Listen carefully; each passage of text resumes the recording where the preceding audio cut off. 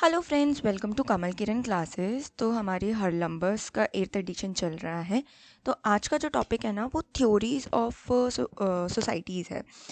और यहाँ से हम बिगिन करते हैं। ओके। तो थ्योरीज ऑफ सोसाइटी, इस जो सेक्शन में ना हम एग्जामिन करेंगे डिफरेंट डिफरेंट थ्योरीज को जो इन्फ्लुएंस करी थी हमारी थ्योरीज ऑफ सोसाइटी को। पहला एक सीरियस क्वेश्चन, थ्योरीज क्या है? So, according to book, a theory is a set of ideas that claims to explain how something works. मतलब बहुत जेन्युइन की एक सेट है, आइडिया है। मान लीजिए हम पूछ रहे हैं, वो थ्री इडियट्स में बोलते हैं ना कि अ, क्या शायद मुझे वो क्वेश्चन याद नहीं आ रहा, बट हाँ पंखा क्या है या कुछ मैकेनिकल टर्म दिया था। उन्होंने कहा था कि बुक्स में आप उन्होंने जो बेसिक लैंग्वेज में समझाया था।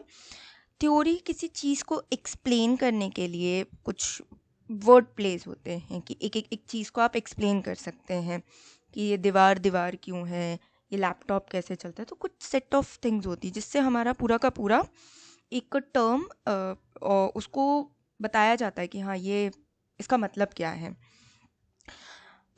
Sociologically, theories is therefore a set of idea that claims to explain how society or aspects of a society work.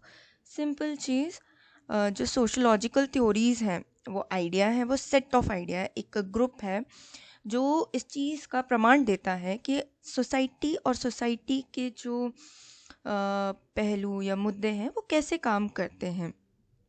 The theories described in this section represent only a selection from the range of modern sociological theories.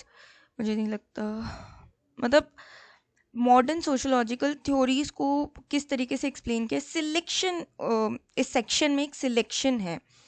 ठीक।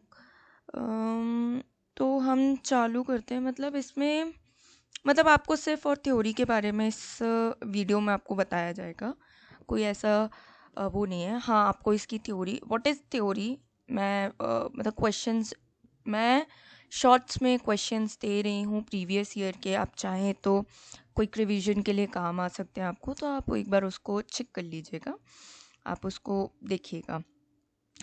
There are many variations on the society, excuse me, on a basic theory examined in this chapter. तो मतलब अलग अलग theory को इस chapter में बताया गया है, इस टॉपिक में या इस पार्ट में बताया गया है। तो हम देखते हैं। फंक्शनलिज्म, ये एमर्ज हुआ था, फंक्शनलिज्म एमर्ज हुआ था फर्स्टली 19th सेंचुरी यूरोप में। फ्रेंच के सोशोलॉजिस्ट एमिली जो हैं वो काफ़ी इन्फ्लुएंशियल रही हैं अर्ली पीरियड में। अमेरिका के सोशोलॉजिस्ट भी आए, टेलकोट ने भी कुछ अपनी सोशोलॉजी से रिलेटेड थ्योरी, फंक्शनलिज्म से सॉरी थ्योरी रखी 20th सेंचुरी में, और वो काफ़ी डोमिनेंट भी हुई, काफ़ी ज़्यादा, चुन्नू मुन्नू भी नहीं, बहुत ज़्यादा उन्होंने डोमिनेट किया एक टाइम पे 1940 से लेकर 50 तक, पर्टिकुलरली इन यूएस। देखिए यूएसए में क्या था ना, चीज़ें उस टाइम काफ़ी ज़्यादा ड्रास्टिकली चेंज हुई, ये चीज़ें आपको भी पता है। यूएस काफ़ी पहले ही आज़ाद हो गया था, बाकी चीज़ें उसमें बहुत सारी चीज़ें ड्रास्टिक थी एज़ कम्पेयर टू इंडिया और ब्रिटेन, और आप जहाँ की भी सोचो तो थोड़ा सा आपको ना कुछ कुछ चीज़ें आपको डिफरेंट दिखेंगी उधर की थ्योरीज रिगार्डिंग टू फंक्शनलिज्म और यूएस की थ्योरी। बाकी प्रचलित जो हुई थी 1940s में वो यूएस की थ्योरीज ही ज़्यादा हुई।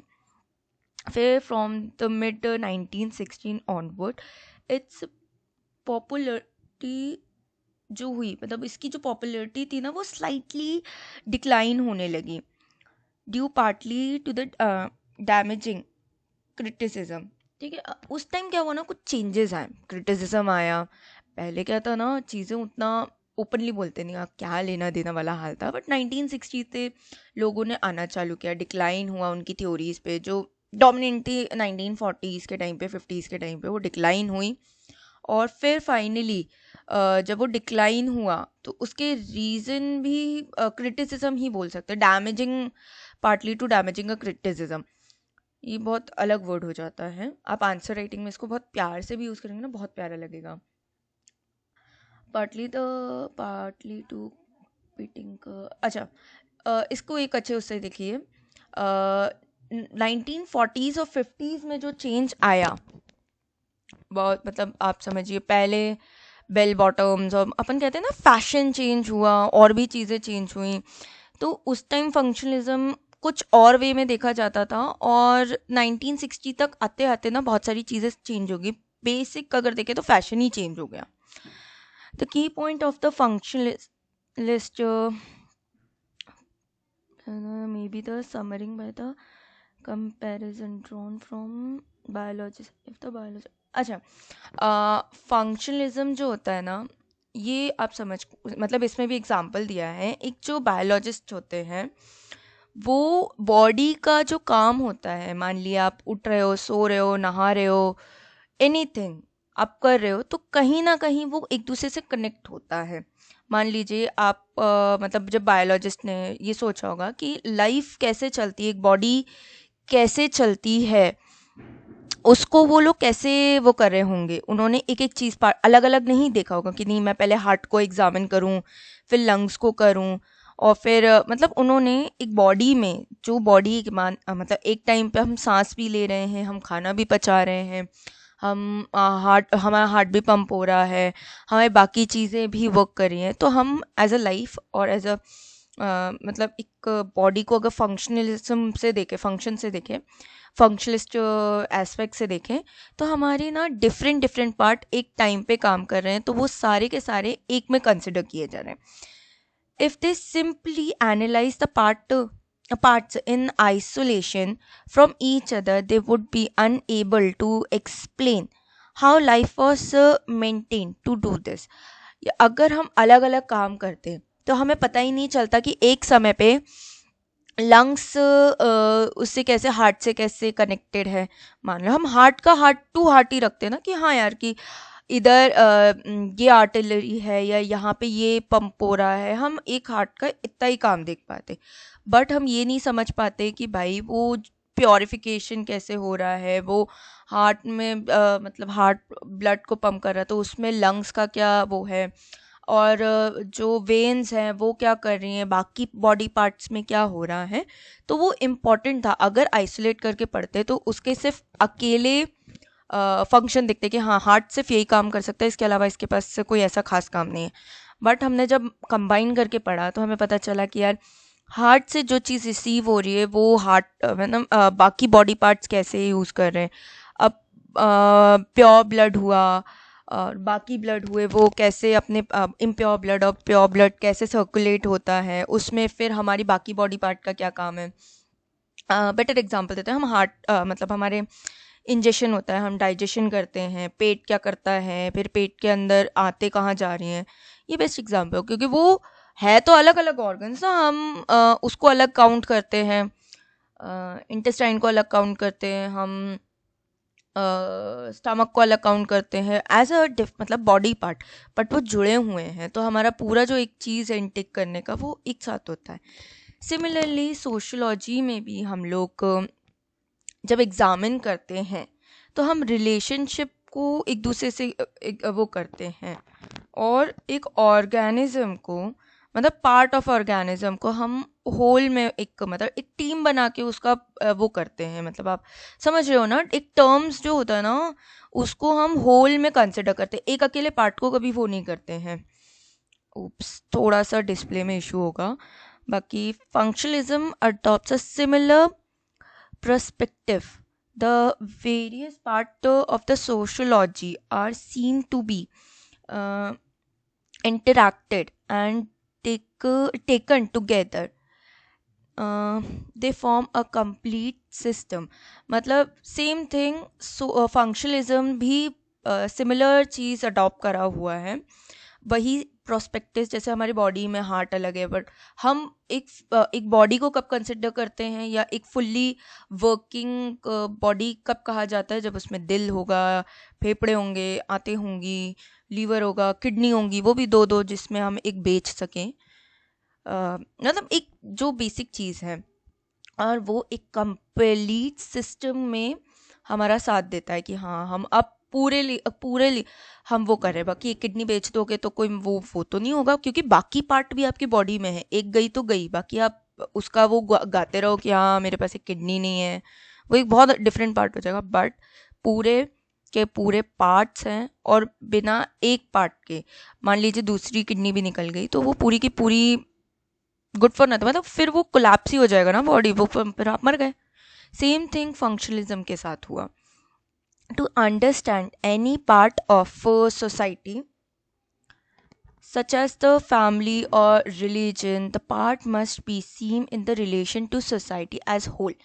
अब जैसे हम कभी डिबेट देखते हैं, कहते हैं ना कि हमारे समाज, हमारे परिवार, हमारे कोई भी धारणा किसी ना किसी चीज़ से जुड़ी है इन टर्म्स ऑफ रिलीजन। बहुत आप डिबेट देखते होंगे न्यूज़ में, बहुत लोग चिल्ला चिल्ला के गाते हैं, गाते भी नहीं यार, बहुत गंदा कान फाड़ते हैं। तो उनको ना होल उसमें देखते, क्यों हम हमारे रिलीजन को हमारी फैमिली से कनेक्ट करते हैं कि यार हमारे पर्टिकुलर जो परसेंट की क्या कह सकते हैं पॉपुलेशन है वो हिंदुज़म कर रही हैं, या ऐसा नहीं, सोसाइटी में हर चीज़ को कंसिडर एक होल में किया जाए। हमारी सोसाइटी क्या कहेगी, भाई मेरे बगल में अगर मुस्लिम रह रहे हैं, या मोमेडियन रह रहे हैं, या कोई और रह रहे हैं, तो हम उसको ये थोड़ी ना कहेंगे कि नहीं आओ बहन अपन बात ना करें, चुगली ना करें। उस मोमेंट पे चुगली के नाम पे हम सब एक हैं, हम सब एक हैं, हम कुछ नहीं देखते, हम बढ़िया चुगली करते हैं। सिमिलरली जब सोशोलॉजी की बात आती है, तो हम लोग मतलब फैमिली और रिलीजन को ना एक ही पार्ट मानते हैं सोसाइटी का, उसको अलग अलग नहीं कंसिडर करते। Thus, where a sociologist will examine a part of the body such as heart, मतलब सोशोलॉजिस्ट क्या करता है ना, एक टर्म पे अगर हार्ट को एग्जामिन कर रहा है in terms of its contribution to maintain of the human organ, same चीज़, मतलब मान लीजिए अगर बायोलॉजिस्ट ने क्या किया, हार्ट देखा, हार्ट ने उसने ये मतलब ये सोचने की या ये टर्म निकालने की कोशिश करी कि ह्यूमन बॉडी में उसका क्या योगदान है, कि भाई वो क्या योगदान दे रहा है, कितना क्या ही उससे क्या हमको प्रॉफिट हो रहा है। सेम थिंग, सेम चीज़ फंक्शनलिस्ट जो क्या करते हैं, एग्जामिन करते हैं एक सोसाइटी का पार्ट, मान लीजिए फैमिली, तो फैमिली उस चीज़ को कहाँ तक कंट्रीब्यूट कर रही है, या एक सोशोलॉजिकल सिस्टम में उसका क्या, एक सोशल सिस्टम में उसका क्या वो रहता है। जैसे कि आपने